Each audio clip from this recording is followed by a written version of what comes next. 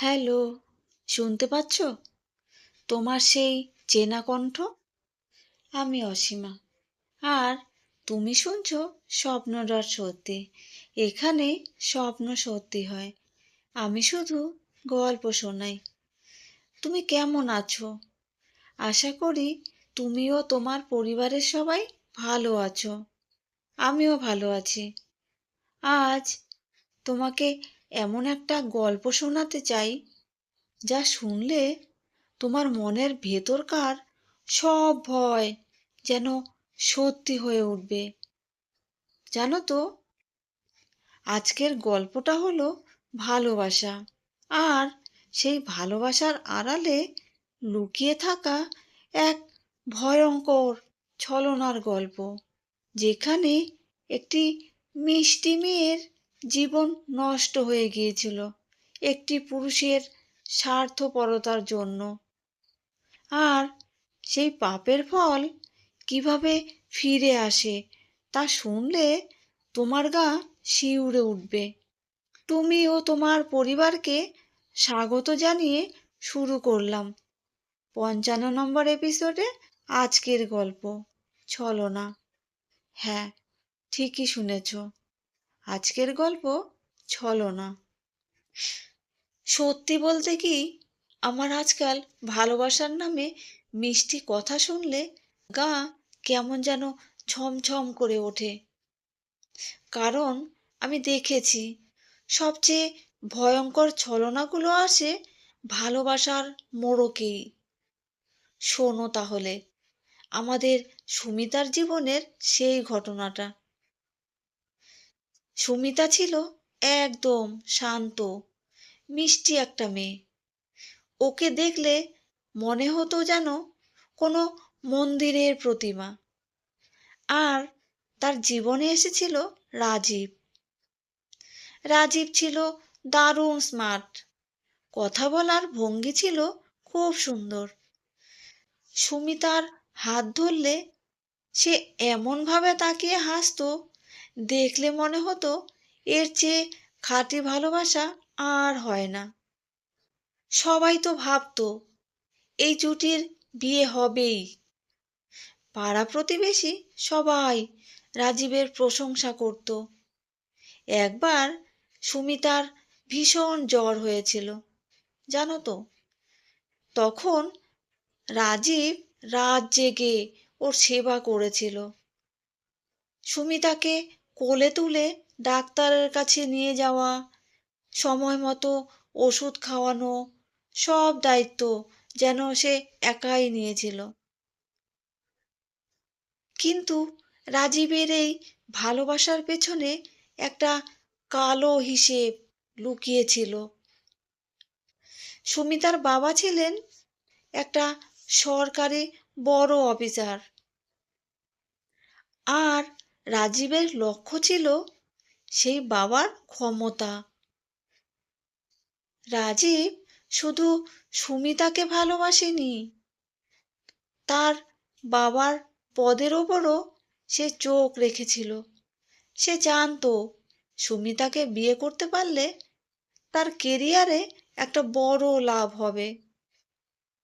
অনুষ্কা ছিল তার সরকারি চাকরির সিঁড়ি।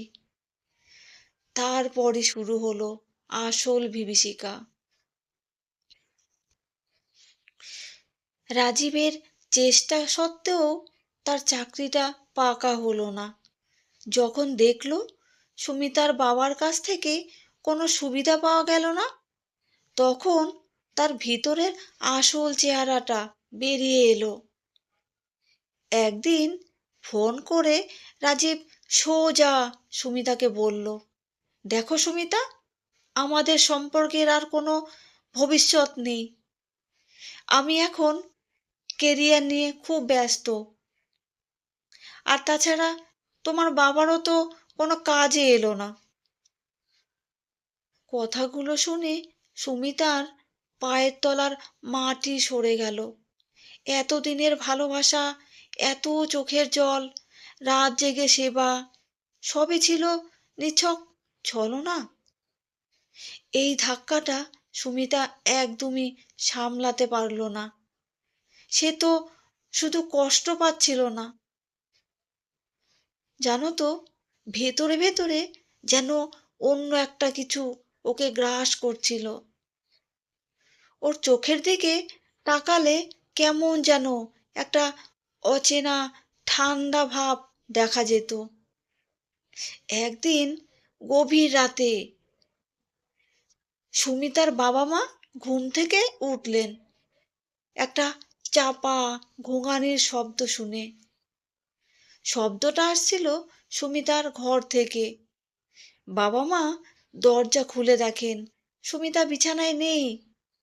জানলাটা একটু খোলা আর পর্দাটা হাওয়ায় উঠছে। টেবিলের ওপর শুধু একটা হাতের লেখা চিরকুট।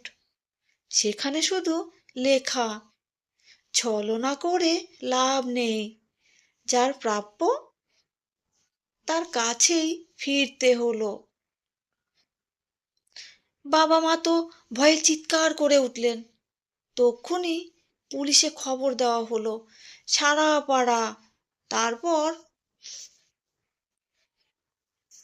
সারা পাড়া, তারপর পুরো শহর খোঁজা হলো, কিন্তু সুমিতার কোনো চিহ্ন পাওয়া গেল না। মেয়েটা যেন হাওয়া হয়ে গেল। এরপর থেকে শুরু হলো রাজীবের ভয়ঙ্কর দিনগুলো। রাজীব নতুন একটা শহরে নতুন একটা চাকরি নিয়ে নিজেকে গুছিয়ে নেওয়ার চেষ্টা করছিল, কিন্তু তার শান্তি ছিল না। রাতে ঘুমোতে গেলেই তার ফোনে অচেনা নম্বর থেকে কল আসতো। ফোন ধরলে ওপাশ থেকে শুধু ফিসফিসানির শব্দ। রাজীব, তুমি আমাকে ভুলে গেলে? আমি যে তোমার জন্য অপেক্ষা করছি ওই ধারে। রাজীব ভয়ে কাঁপতে শুরু করলো। তার ঘুম আসতো না।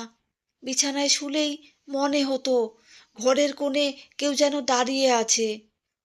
একদিন সে যখন নেশাগ্রস্ত অবস্থায় গাড়ির একদিন সে যখন নেশাগ্রস্ত অবস্থায় গাড়ি নিয়ে ফিরছিল, তখন হঠাৎ গাড়িটা একটা ফাঁকা মাঠে এসে থেমে গেল।